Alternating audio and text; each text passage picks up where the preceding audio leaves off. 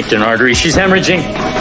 Aim 4 units on the rapid infuser. Give me a vascular clamp. She's gone into unstable VTAC. Dr. Resnick, we're gonna need the defibrillator. During the operation, Neil discovered that the woman's cancerous tumor had surrounded her uterus. Removing the tumor now would definitely harm the fetus, so Neil decided to first stitch up the wound. After waiting for 2 months for the fetus to develop fully, he would then proceed with the operation. However, shortly after this operation, the woman's heart rate suddenly became disordered and she fell into a coma. After examination, Neil found out that because the tumor had already started to bleed during the operation, if he did not immediately perform the surgery, the woman would bleed to death. But now the survival rate of the fetus after this surgery was less than 20%. The mass is seeping blood, and we have to go in again or she'll slowly bleed to death.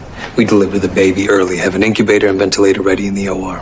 Even with maximal NICU support, the baby's chance of survival is around 15 to 20%. At this point, Morgan proposed a new surgical plan. This plan could control the bleeding and allow the fetus to grow to full term. Neil told the new plan to Dr. Lin, but the surgical difficulty was too great. Dr. Lin believed that the best plan now was to terminate the pregnancy. However, you have a choice here, a safer choice. The mother's life takes precedence. That's our policy. Are we sure it's hers? Neil said that he had performed many high-risk surgeries before and he could complete this one. Back in the ward, he told the patient about the surgical plan. Their husband did not want his wife to take the risk and decided to give up. But the woman was reluctant to part with her fetus. If she used the child's life to gain health, she would feel guilty. The two had a dispute due to their different opinions. I'm the one carrying the baby.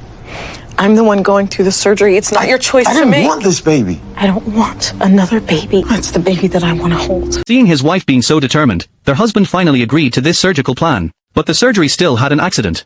Their heart rate monitor gave an alarm and the woman's heart stopped beating. Neil used the defibrillator for emergency rescue, but it had no effect at all. At this moment, Neil also realized that the woman could no longer be saved. He decided to open the uterus to remove the fetus. After the surgery, Neil passed by the ward and saw that their husband was still waiting for his wife. He was stunned and didn't know how to approach their husband. Their husband saw Neil and hurriedly came forward to inquire. Neil told him the surgical results. He took the man to the intensive care unit. Seeing the child, the man's eyes filled with tears. He reached out and touched the child's little hand. Neil was outside the door and saw this scene and felt very regretful. He turned around and left silently.